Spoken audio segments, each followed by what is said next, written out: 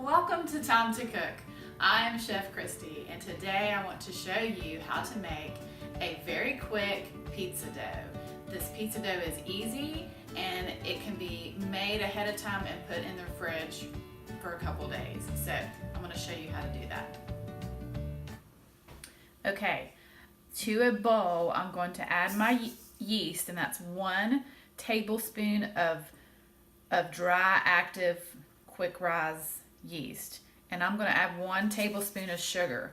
Now I add them together because the sugar will kind of feed the yeast, and then I have 1 cup of warm water. You don't want it to be too hot or it'll kill the yeast. And this is how I do it. I just take my finger and kind of dissolve that sugar in there, and I'm going to let this sit for maybe 2 minutes so it blooms, but I'll show you what that looks like. Okay, I'm not sure if you can tell, but my yeast is starting to it's activating, and this is what you want. You want to see it kind of bubbling, and that's what's happening. So I'm going to show you how to add the rest of the steps. Okay, so to my yeast and water, I'm going to add 2 tablespoons of olive oil. And then I want to show you the flour. This is important. I have learned as I've made bread, you really need to get a bread flour that's high gluten. That gives you the nice chew and texture to your pizza dough. And I'm just going to add all of that. That's 2 cups. And then I like to have 1 cup of whole wheat flour. And that just gives a little bit more fiber, nutritional. It makes me feel better just to think that I've got just a little bit of a whole wheat to it. And then you want 1 teaspoon of salt, and that's important too, because if you don't add the salt, then your dough is just not going to taste good. Now I usually do this in my KitchenAid, my stand mixer with my hook, and just let it go. But I want to show you, I know not everyone has a KitchenAid, so I want to show you how to mix this just in a bowl with your hand. You just start slow, and you just keep incorporating until all that flour gets mixed. And so I'm going to do this for a couple minutes, and then I'll show you what it looks like. Okay, I've been mixing for just a little bit, trying to knead it in my bowl, and as you can see, some of it doesn't seem to want to incorporate, and that's okay. Just keep mixing, and it will all eventually get incorporated. I may just pop this out onto my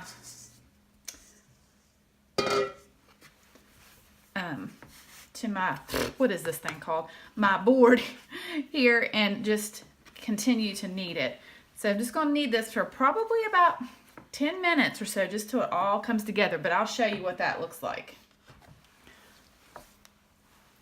Okay, as you can see, my dough is coming together, and just so you know, when you knead, you want to kind of fold and push with the heel of your hand, fold and push. But you just want to keep doing this until you have a nice dough formed.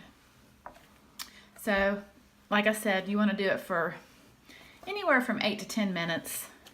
And of course, I have to kind of alternate hands because my hand gets tired. But if you have a KitchenAid, I do the bulk of that in a KitchenAid, and then I'll take it out and do just a couple minutes like this. But so I'm going to just do this for a few more minutes, and I'm going to show you what it looks like when it's ready to set. Okay, I've been kneading for about 8 minutes, and my dough is nice, and you can see how it has that elasticity. You push your finger and it comes right back. So what I'm going to do now is I'm going to take my bowl that I started with, and I'm just going to spray it with non-stick spray. Spray it really good. And then I'm going to place my dough in there, and I'm going to cover it with saran wrap and put it in my fridge. But I will show you.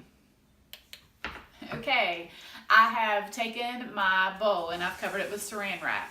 So you have a couple options here. What I'm going to do today is I have my oven preheated. It's only at the lowest setting of 170 degrees, and I'm going to place my bowl on top of my oven because that's a nice warm place, and that will make it rise quicker, anywhere from 30 minutes to an hour. It should double in size, and I will show you what that looks like. But your other option is to make it, say, in the morning, put it in the refrigerator, and then it should rise throughout the day. Or you can even make it the night before, because it will last in your refrigerator for up to 2 days.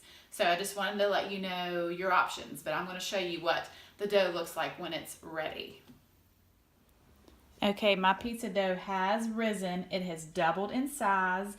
It's been sitting for about an hour, and then what you do is you just want to push down, and it doesn't come right back, it stays, and that is a way that you know it's done. Okay, my dough is ready, and this dough will actually make 2 pizzas.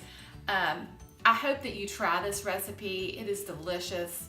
And for the recipe, if you click the little arrow below, it should open up the description box, and that is where you will find the recipe.